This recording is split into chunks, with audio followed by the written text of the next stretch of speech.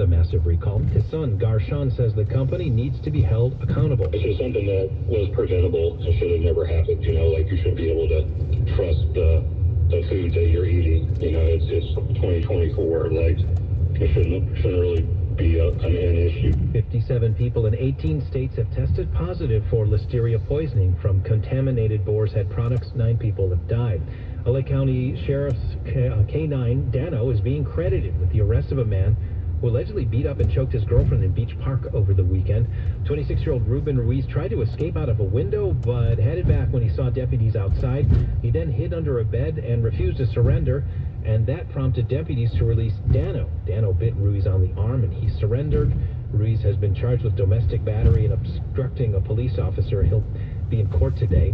A swimmer said he again will try to cross Lake Michigan from Michigan to Wisconsin. This just a few weeks after trouble with a GPS device forced him to give up after 60 miles. 61-year-old Jim Dreyer said he would set off early this evening in Grand Haven, Michigan, and then journey to Milwaukee. That'll be about 80 miles. He said he did cross Lake Michigan in 1998, but has been unsuccessful in his last 3 attempts since 2023.